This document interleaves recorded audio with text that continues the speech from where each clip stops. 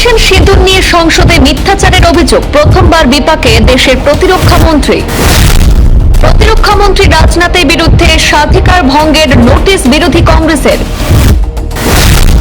ফের একবার চর্চায় অপারেশন সিঁদুর, মিথ্যাচারের নজির গড়ল মোদী সরকার। অপারেশন সিঁদুরে ভারতীয় কোনো জওয়ান শহীদ হননি বলেছিলেন রাজনাথ।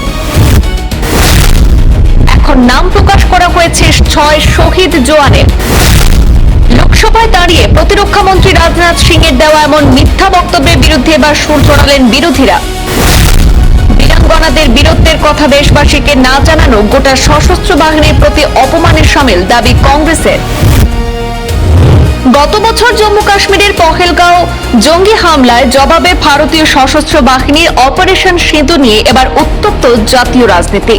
ওই সামরিক অভিযানে কোনো ভারতীয় জওয়ান শহীদ হননি। লোকসভায় দাঁড়িয়ে প্রতিরক্ষা মন্ত্রী রাজনাথ সিং এর দেওয়া এমন বক্তব্যের বিরুদ্ধে এবার সুর চড়ালেন বিরোধীরা।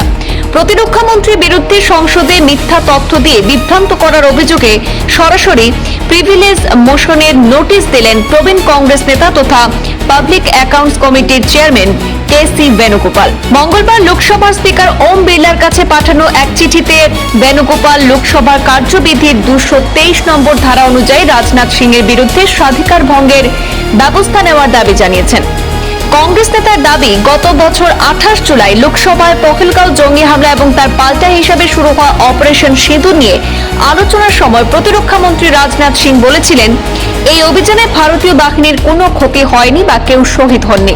কিন্তু সম্প্রতি সরকারের তরফে এক বিবৃতিতে জানানো হয়েছে অপারেশন সিঁদুরে 6 ভারতীয় জওয়ান শহীদ হয়েছেন।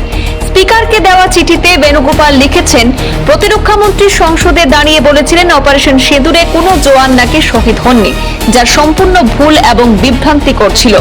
একজন মন্ত্রীর সংসদে দাঁড়িয়ে ভুল তথ্য দেওয়া বা সত্য গোপন করা আসলে সংসদের অবমাননা এবং স্বাধিকার ভঙ্গের শামিল। তাই প্রতিরক্ষা মন্ত্রীর বিরুদ্ধে অবিলম্বে স্বাধিকার ভঙ্গের প্রক্রিয়া শুরু করার দাবি জানিয়েছেন কংগ্রেস নেতা। এদিকে বিষয়টি নিয়ে এক স্যান্ডেলে মোদী সরকারকে তীব্র আক্রমণ শানান বেণুগোপাল। তার অভিযোগ, রাজনাথ সিং ভারতের মানুষের কাছে পরিষ্কার মিথ্যা কথা বলেছেন। তিনি প্রশ্ন তোলেন, 2025 সালে জুলাইয়ে উনি কিভাবে বললেন কোনো জওয়ান শহীদ হননি, আর তার 1 বছর পর সেনাবাহিনী জানাচ্ছে আমরা 6 জন জওয়ানকে হারিয়েছি। দেশের জন্য যারা বলিদান দিলেন তাদের বীরত্বের কথা দেশবাসীকে না জানানো এই 6 শহীদ পরিবার এবং গোটা সশস্ত্র বাহিনীর প্রতি চরম অপমান বলে উল্লেখ করেছেন কংগ্রেস নেতা। ব্যুরো রিপোর্ট, পূর্বাঞ্চল প্রতিদিন।